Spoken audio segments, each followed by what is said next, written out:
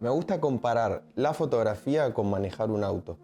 Cualquier persona puede manejar un auto, muchas personas tienen auto, pero muy pocas saben cómo ese auto funciona y cómo es que la ingeniería que permite que ese auto se mueva y te lleve a lugares. Y la fotografía es lo mismo. Todos tenemos un celu, muchos tenemos cámaras, pero realmente cuando llega la hora de mejorar y adentrarnos en el mundo de lo que estamos haciendo, necesitamos entender los fundamentos que hacen que una foto sea una foto. La fotografía es muy subjetiva. Cualquiera puede definir la fotografía con sentimientos, con sensaciones, pero hay cosas básicas y fundamentales, físicas y químicas, que definen una foto y qué es una foto.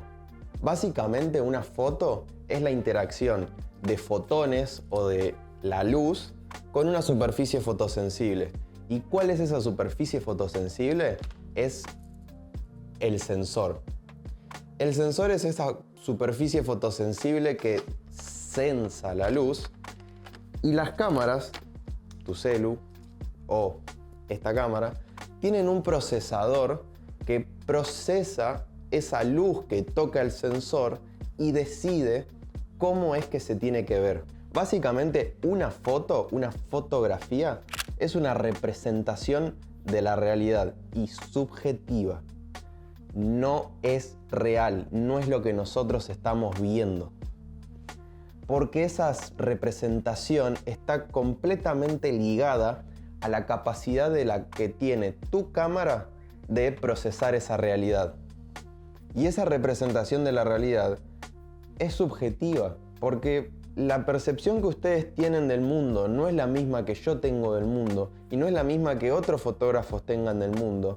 Entonces yo te puedo dar la misma cámara y van a tener un enfoque totalmente distinto.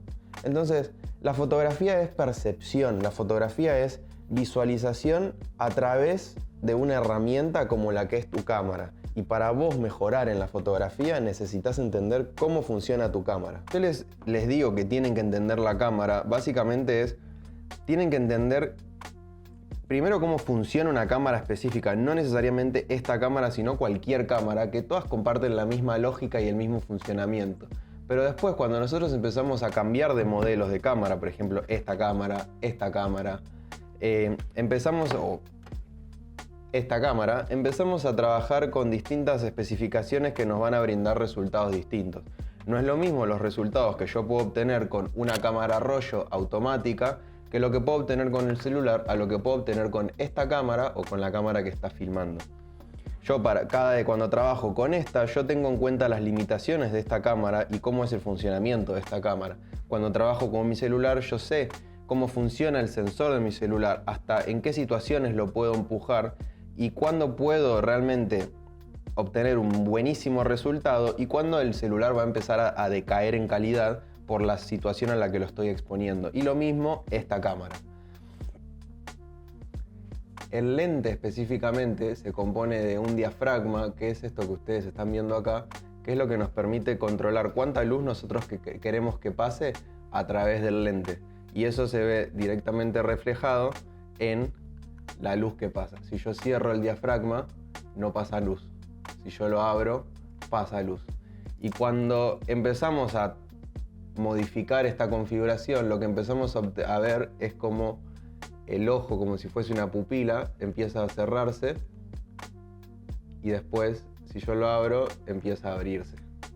Eso es el diafragma.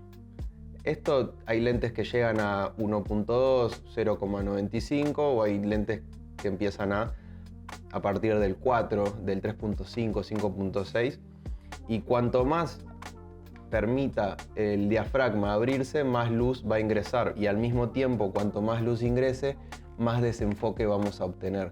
Entonces, cuando ustedes tienen lentes que se les dice lentes muy luminosos y que se utilizan, por ejemplo, para retratos y demás, son lentes que suelen ser, por ejemplo, menores a 2.8 y se trabajan en 1.4, 1.2, 1.8, algunos hasta 0.95.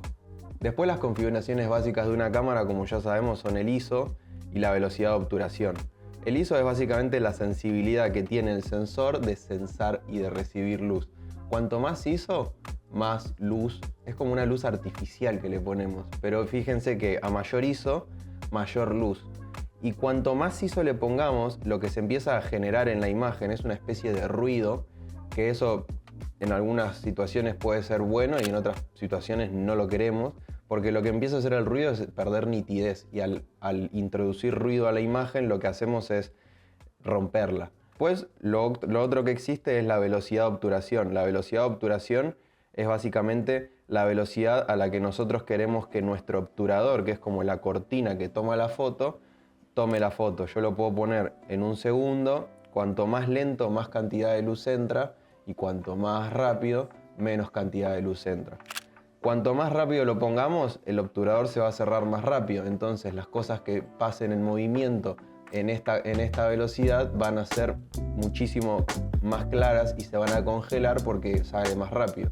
Si yo la imagen la pongo en una velocidad de obturación muy baja y tengo cosas con movimiento, voy a perder nitidez porque las cosas van a salir muy rápidas y la cámara no va a tener tiempo de capturarlas. Entonces nosotros siempre estamos jugando básicamente con estas 3 configuraciones.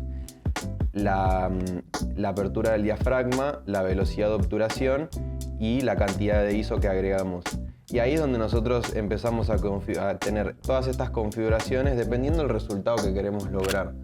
Y cada cámara va a tener distintas características que nos van a permitir utilizar las herramientas y estas cosas de diferente manera. Por ejemplo, esta es una cámara que tiene Steady Shot Inside. Lo que tiene el Steady Shot Inside es que el sensor está agarrado como de unos axis, entonces cuando vos movés el sensor siempre tiene como una estabilización ya dentro de la imagen, dentro de la cámara. Entonces cuando yo trabajo en velocidades bajas de obturación donde mi mano empieza a temblar, esta cámara obviamente yo sé que la puedo utilizar en velocidades bajas, incluso sosteniéndola con la mano, porque el estabilizador me permite reducir un poquito esas vibraciones. Pero he probado otras cámaras, por ejemplo modelos básicos de Canon, que no me permitieron eso. Y cuando vos estás trabajando realmente se nota. Y ahí es donde empezás a decir, bien, perfecto, esta cámara tiene esto, entonces yo puedo bajar un poquito de esto y no necesito siempre un trípode para trabajar en velocidades bajas de obturación. O como les decía del ISO, yo sé que esta cámara aguanta un poco de ISO en comparación con otras cámaras. Yo puedo trabajar en 6400 de ISO y voy a obtener un buen resultado tanto en foto como en video, cuando en otras cámaras, por ejemplo la Sony 6000, que es la primera que usé, yo no me podía pasar de 3000 de ISO. Donde me pasaba de 3000 de ISO realmente era muy notorio. Pero bueno, eso va en el resultado y gusto de cada uno. O lo mismo en el lente. Vos tenés lentes que por más que sean 2.8, 2.5, 1.2, usualmente cuanto más abrimos el lente, más nitidez pierde. Los lentes suelen ser más nítidos dentro de 8 y 2.8. Entonces cuando nosotros empezamos a abrir el diafragma y empezamos a dejar entrar luz y empezar a entrar más desenfoque, lo que nos pasa es que empezamos a perder nitidez y las cosas empiezan a suavizarse demasiado. E incluso empieza a ser muy difícil enfocar ciertas cosas, porque ahora está todo tan desenfocado que si yo pongo esto acá y esto acá, va a enfocar primero eso y esto posiblemente me lo deje todo desenfocado. Y ahí es donde nosotros tenemos que empezar a entender el lente y decir, no, este lente no lo puedo utilizar en 1.2 en estas situaciones, por más que el lente me lo permita, porque no voy a obtener el resultado que necesito. Ahí es donde, es como les digo, tienen que entender el equipo que están utilizando, más allá de ya saber cómo es que funciona la lógica de cómo sacar una foto. Y es a eso que me refiero. Entonces es eso cuando yo les digo que tienen que entender las especificaciones y cómo es que funciona cada una de sus piezas de equipamiento. Cada cámara va a tener fortalezas y debilidades, cada lente también, y eso es lo que nos va a permitir a nosotros transitar esos diferentes escenarios y abordar ciertas situaciones en base a las necesidades que tengamos y a las capacidades que nosotros tengamos.